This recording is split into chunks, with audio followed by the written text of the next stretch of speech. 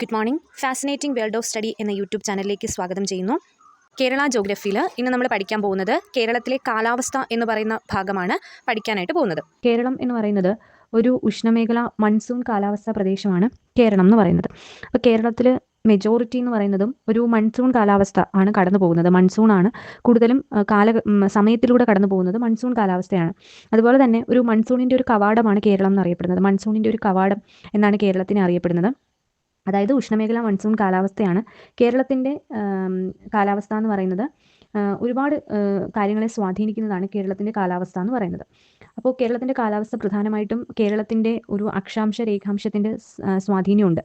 നമ്മുടെ ഭൂമിയുടെ അക്ഷാംശ രേഖാംശത്തിൻ്റെ സ്വാധീനം കേരളത്തിനെ സ്വാധീനിക്കുന്നുണ്ട്. ഭൂമധ്യരേഖയോട് അടുത്ത് കിടക്കുന്ന പ്രദേശമായതിനാൽ കൂടുതലും ഒരു ഉഷ്ണമേഖല കാണപ്പെടുന്നു. എന്നാൽ മൺസൂണും കൂടി ഉള്ളതുകൊണ്ട് ഒരു ഉഷ്ണമേഖല മൺസൂൺ കാലാവസ്ഥയാണെന്ന് പറയാൻ പറ്റും. ഇനി അതുപോലെ തന്നെ മറ്റൊരു പ്രത്യേകത എന്ന് പറയുന്നത് ഈ കേരളത്തിൻ്റെ കേസ് പറഞ്ഞാൽ കേരളത്തിൻ്റെ കാലാവസ്ഥയെ സ്വാധീനിക്കുന്ന മറ്റൊരു കാര്യമാണ് സമുദ്രങ്ങളും അതുപോലെ തന്നെ കേരളം ഉൾക്കൊള്ളുന്ന ഭൂഖണ്ഡത്തിൻ്റെ പ്രത്യേകതയും കേരളത്തിൻ്റെ കാലാവസ്ഥയെ സ്വാധീനിക്കുന്നുണ്ട്. അതുപോലെ തന്നെ മറ്റൊരു കാര്യം എന്ന് പറയുന്നത് കേരളത്തിലുള്ള ജൈവ വൈവിധ്യങ്ങൾ, അതായത് ഇപ്പം മലയാകട്ടെ പർവ്വതനിരകളാകട്ടെ, ഇപ്പം നമുക്കറിയാം പശ്ചിമഘട്ട മലനിരകളുണ്ട്. അപ്പോൾ മലനിരകളാകട്ടെ ജൈവ വൈവിധ്യങ്ങൾ, ഫോറസ്റ്റ്, ഇതെല്ലാം കേരളത്തിൻ്റെ കാലാവസ്ഥയെ സ്വാധീനിക്കുന്ന ഘടകങ്ങളാണെന്ന് നമുക്ക് പറയാനായിട്ട് പറ്റും. അപ്പോൾ ഒരു ഉഷ്ണമേഖല മൺസൂൺ കാലാവസ്ഥയാണ് കേരളത്തിലുള്ളത്. അപ്പോൾ കേരളത്തിൽ ഈ പറയുന്ന കാലാവസ്ഥയെ കേരളത്തിൻ്റെ കാലാവസ്ഥയെ പ്രധാനമായിട്ടും നാല് കാലഘട്ടം, അതായത് 4 കാലാവസ്ഥയായിട്ട് നമുക്ക് ക്ലാസിഫൈ ചെയ്യാം. അതായത് 4 നമുക്ക് ക്ലാസിഫൈ ചെയ്യാൻ പറ്റും. ഒന്നാമത്തേന്ന് പറയുന്നത് മൺസൂൺ കാലാവസ്ഥ. അതിൽ മൺസൂൺ തന്നെ 2 തരത്തിലുണ്ട്. തെക്ക് പടിഞ്ഞാറൻ മൺസൂണും ഉണ്ട്, വടക്ക് കിഴക്കൻ മൺസൂണും ഉണ്ട്. പിന്നെ ഉഷ്ണമേഖലയും അതുപോലെ ശൈത്യകാലവും. ഇങ്ങനെ 4 കാലങ്ങളിലായിട്ടാണ് ഈ പറയുന്ന കേരളത്തിൻ്റെ കാലാവസ്ഥ കടന്നു പോകുന്നത്. അപ്പോൾ അതിനകത്ത് നമുക്ക് മൺസൂൺ കാലാവസ്ഥ നോക്കാം. അപ്പോൾ മൺസൂൺ കാലാവസ്ഥ എന്ന് പറയുമ്പോഴത്തേക്ക് കേരളം എന്ന് പറയുന്നത് തന്നെ മൺസൂൺ കാറ്റിൻ്റെ ഒരു കവാടമായിട്ട് ആക്ട് ചെയ്യുന്നതാണ് കേരളം എന്ന് പറയുന്നത്. മൺസൂൺ എന്ന് പറയുന്ന പദം മൗസിൻ എന്ന് പറയുന്ന, അല്ലെങ്കിൽ മൗസിൻ എന്ന് വെച്ചാൽ ഋതുക്കൾ എന്നാണ് അർത്ഥം. അപ്പോൾ മൗസിൻ അഥവാ ഋതുക്കൾ എന്നർത്ഥം വരുന്ന അറബി വാക്കിൽ നിന്നുമാണ് മൺസൂൺ എന്ന് പറയുന്ന വാക്ക് ജനറേറ്റ് ചെയ്ത് വന്നിരിക്കുന്നത്. ഇനി മൺസൂൺ കാറ്റിൻ്റെ ഗതി കണ്ടെത്തി അതിനെ പറ്റിയിട്ടൊക്കെ ഉള്ള കാര്യങ്ങളൊക്കെ മനസ്സിലാക്കിയത് ഗ്രീക്ക് നാവികനായിട്ടുള്ള ഹിപ്പാലസ് എന്ന് പറയുന്ന ഒരു ഗ്രീക്ക് നാവികനാണ്. അപ്പോൾ ഈ ഗ്രീക്ക് നാവികൻ ഹിപ്പാലസ് എന്ന് പറയുന്ന നാവികൻ ഒരു പായ്ക്കപ്പലിൽ സഞ്ചരിച്ച് AD 45 കൊടുങ്ങല്ലൂർ എത്തുന്നു, കേരളത്തിലെത്തുന്നു. AD 45 കൊടുങ്ങല്ലൂർ എത്തുന്നു. അപ്പോൾ അദ്ദേഹത്തിൻ്റെ ഈ പറയുന്ന നാവികനായിട്ട് കടൽമാർഗം സഞ്ചരിച്ചപ്പോൾ ആ സഞ്ചാരത്തിൽ നിന്നാണ് അദ്ദേഹം കാറ്റിൻ്റെ ദിശകൾ മനസ്സിലാക്കുകയും അത് കേരളത്തിൻ്റെ മൺസൂൺ കാലാവസ്ഥയെ സ്വാധീനിക്കുന്നു, അല്ലെങ്കിൽ ഒരു മൺസൂൺ കാറ്റിൻ്റെ ഗതി ഒക്കെ മനസ്സിലാക്കാൻ സഹായിച്ച ഒരു നാവികനാണ് ഹിപ്പാലസ് എന്ന് പറയുന്നത്. അതുപോലെ തന്നെ മൺസൂൺ പറഞ്ഞ സമയത്ത് നമുക്കൊരു കൃതി പറയാം.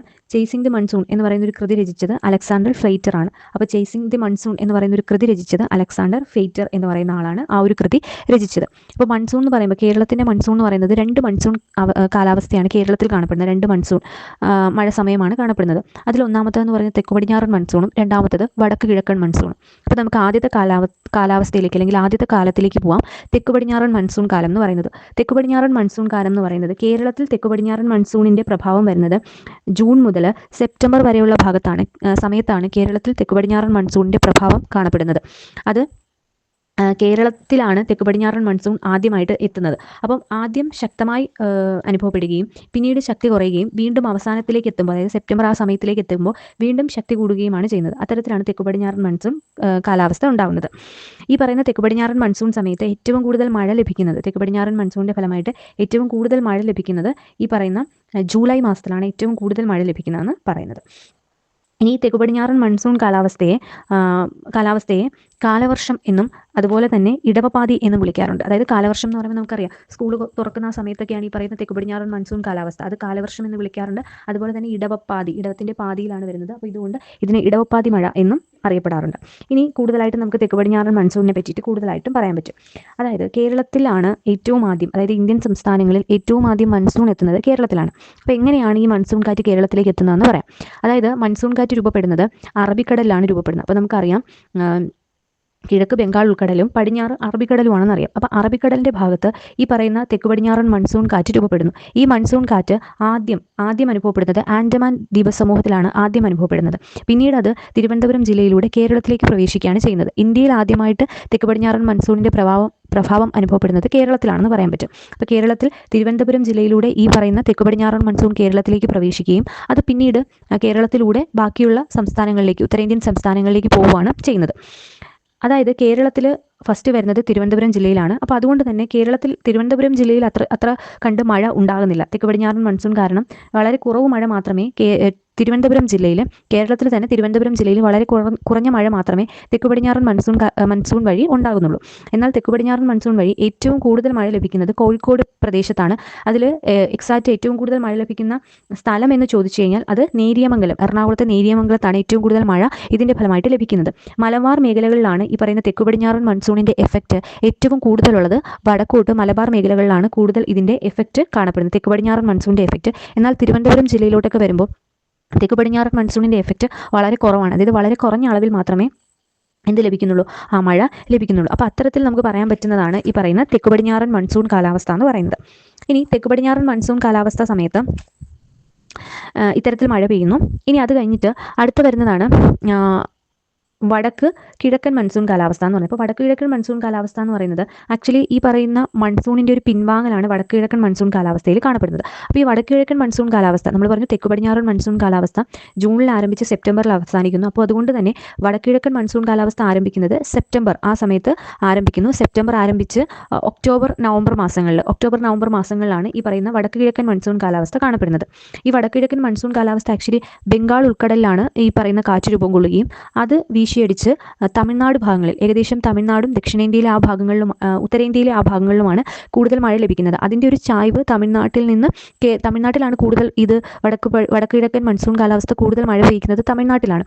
എന്നാൽ ആ സമയത്ത് കുറച്ച് മഴ എന്ത് ചെയ്യുന്നുണ്ട്, കേരള ഭാഗത്തും കിട്ടുന്നുണ്ട്. അതിൽ തന്നെ കേരളത്തിൻ്റെ വടക്കു ഭാഗത്ത് മഴ കുറവായിരിക്കും. കേരളത്തിൻ്റെ തെക്കൻ ജില്ലകളിലാണ് ഈ വടക്ക് പടിഞ്ഞാറൻ മൺസൂണിൻ്റെ എഫക്റ്റ് കൂടുതലായിട്ട് കാണപ്പെടുന്നത്. കേരളത്തിൻ്റെ തന്നെ തെക്കൻ ജില്ലകളിലാണ് കാണപ്പെടുന്നത്. അപ്പോൾ ഇതിൻ്റെ ഒരു പ്രത്യേകത എന്ന് പറയുന്നത് ഇതിനെ തുലാവർഷ മഴ അല്ലെങ്കിൽ തുലാമഴ എന്നും അറിയപ്പെടാറുണ്ട്. വടക്ക് കിഴക്കൻ മൺസൂൺ കാലാവസ്ഥയെ തുലാമഴ എന്നും അറിയപ്പെടാറുണ്ട്. അപ്പം നമ്മുടെ കേരളത്തിൻ്റെ മഴയിൽ ഈ പറയുന്ന തെക്ക് പടിഞ്ഞാറൻ മൺസൂണും വടക്ക് കിഴക്കൻ മൺസൂണും എന്ത് ചെയ്യുന്നുണ്ട്, എഫക്റ്റ് ഉണ്ട്. അതിൽ തന്നെ ഏറ്റവും കൂടുതൽ എഫക്റ്റ് എന്ന് പറയുന്നത് തെക്ക് പടിഞ്ഞാറൻ മൺസൂൺ ആണ് കൂടുതലും മഴ പെയ്യ്ക്കാൻ കാരണമാകുന്നതെന്ന് പറയാൻ പറ്റും. അപ്പോൾ ഈ പറയുന്ന നമ്മൾ തെക്ക് പടിഞ്ഞാറൻ മൺസൂൺ പറഞ്ഞ സമയത്ത് പറഞ്ഞു തെക്ക് പടിഞ്ഞാറൻ മൺസൂൺ കാറ്റ് എന്ത് ചെയ്യുന്നുണ്ട്, ഈ പറയുന്ന കേരളത്തിലേക്ക് പ്രവേശിക്കുന്നു. അപ്പോൾ കേരളത്തിലേക്ക് പ്രവേശിക്കുന്ന സമയത്തുള്ള ഒരു പ്രത്യേകത എന്ന് പറയുന്നത് അത് കേരളത്തിലേക്ക് പ്രവേശിക്കുന്നു. കേരളത്തിൻ്റെ കിഴക്കു ഭാഗത്താണ് പശ്ചിമഘട്ട മലനിര കാണപ്പെടുന്നത്.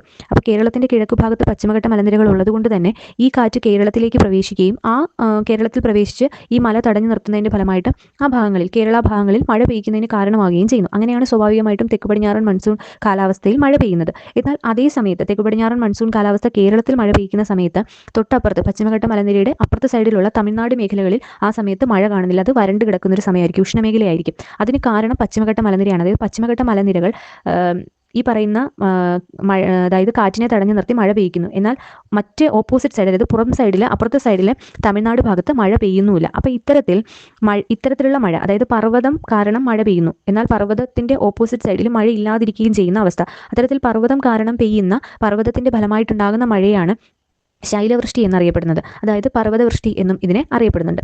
ഇത് കൂടുതലും ഈ പർവ്വതവൃഷ്ടി ഉണ്ടാകുന്ന സമയത്ത് അതിൻ്റെ ഓപ്പോസിറ്റ് സൈഡ്, അതായത് പശ്ചിമഘട്ടത്തിൻ്റെ ഓപ്പോസിറ്റ് സൈഡുള്ള ഒരു പ്രദേശമാണ് ചിന്നാർ എന്ന് പറയുന്നത്. നമ്മൾ പറഞ്ഞു ചിന്നാർ ഒരു വൈൽഡ് ലൈഫ് സാങ്ച്വറിയാണ്, വന്യജീവി സങ്കേതമാണ് എന്നൊക്കെ പറഞ്ഞു. ചിന്നാറിലൂടെ ഒഴുകുന്ന നദി പാമ്പാറാണെന്നൊക്കെ നമ്മൾ പറഞ്ഞു. അപ്പോൾ ഈ പറയുന്ന ചിന്നാർ പശ്ചിമഘട്ടത്തിൻ്റെ അപ്പുറത്തെ സൈഡിലാണ്. അപ്പോൾ പശ്ചിമഘട്ടത്തിൽ മഴ പെയ്യുന്ന സൈഡിൻ്റെ അപ്പുറത്തെ സൈഡിലാണ് ചിന്നാർ വന്യജീവി സങ്കേതവും ചിന്നാർ എന്ന് പറയുന്ന പ്രദേശം. അപ്പോൾ അതുകൊണ്ട് തന്നെ ചിന്നാർ ഒരു മഴനിഴൽ പ്രദേശമായിട്ട് കാണപ്പെടുന്നു. അവിടെ മഴ കുറവാണ്. അപ്പോൾ അതുകൊണ്ടാണ് ചിന്നാർ എന്ന് പറയുന്നത് മഴ കുറഞ്ഞൊരു പ്രദേശമായിട്ട്, ഒരു മഴനിഴൽ പ്രദേശമായിട്ടാണ് അറിയപ്പെടുന്നത്. അവിടെ ശൈലവൃഷ്ടി കിട്ടുന്നില്ല, അല്ലെങ്കിൽ തെക്ക് പടിഞ്ഞാറൻ മൺസൂണിൻ്റെ പ്രഭാവം കാണുന്നില്ല. ഇനി അടുത്തൊരു തരത്തിലുള്ള മഴയാണ് സംവഹന വൃഷ്ടി എന്ന് പറയുന്നത്. അപ്പോൾ സംവഹന വൃഷ്ടി എന്ന് പറഞ്ഞു കഴിഞ്ഞാൽ നമ്മുടെ ഭൂമി അല്ലെങ്കിൽ നമ്മുടെ ഭൂമിയുടെ ഉപരിതലം നന്നായിട്ട് ചൂട് പിടിക്കുന്ന ദിവസങ്ങളിൽ, അല്ലെങ്കിൽ ചൂടുള്ള ദിവസങ്ങളിൽ ഭൂമിയുടെ ഉപരിതലം പെട്ടെന്ന് ചൂട് പിടിക്കും. അപ്പോൾ ചൂട് പിടിക്കുന്ന സമയത്ത് പ്രഷർ, അതായത് മർദ്ദം വളരെ കുറവായിരിക്കും. അപ്പോൾ മർദ്ദം ഭൂമിയുടെ ഉപരിതലത്തിൽ കുറവും, എന്നാൽ ഭൂമിയുടെ മുകളിലോട്ട് പോകുമ്പോൾ അന്തരീക്ഷത്തിൽ മർദ്ദം കൂടുതലുമായിരിക്കും. അപ്പോൾ സ്വാഭാവികമായിട്ടും ചൂടുള്ള വായു താഴെ നിന്ന് മുകളിലേക്ക് എന്ത് ചെയ്യും, ഉയർന്നു പൊങ്ങാനായിട്ട് തുടങ്ങും. അപ്പോൾ ചൂടുവായു മുകളിലേക്ക് ഉയർന്നു പൊങ്ങി അത് മേഘമായി മാറി മഴയായി പെയ്യുന്നതാണ് സംവഹന വൃഷ്ടി എന്ന് പറയുന്നത്.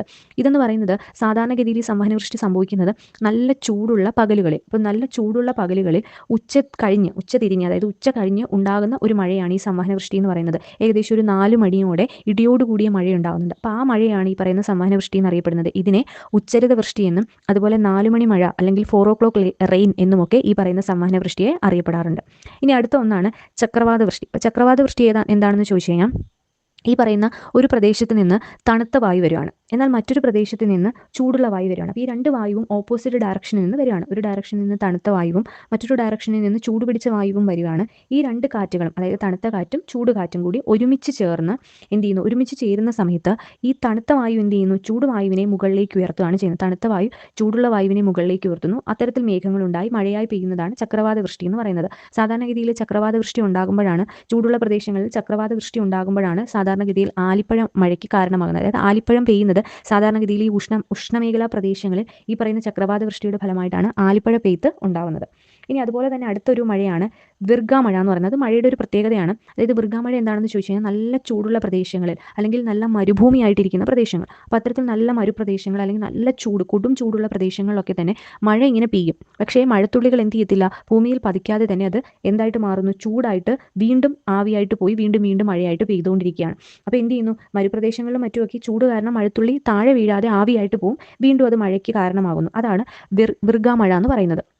ഇനി നമ്മളൊരു ബേസിക് ആയിട്ടുള്ള അടിസ്ഥാനപരമായിട്ടുള്ള ഒരു അറിവെന്ന് വെച്ച് കഴിഞ്ഞാൽ, അറിവ് ഓർത്ത് വെച്ചിരിക്കുക, മഴയ്ക്ക് കാരണമാകുന്ന മഴമേഘം ഏതെന്ന് ചോദിച്ചു കഴിഞ്ഞാൽ ക്യൂമലോ നിംബസ് മഴമേഘങ്ങളാണ് മഴയ്ക്ക് കാരണമാകുന്ന മഴമേഘങ്ങൾ എന്ന് പറയുന്നത്. ഇനി കേരളത്തിലെ മഴയുടെ അവസ്ഥയെപ്പറ്റി നോക്കാം.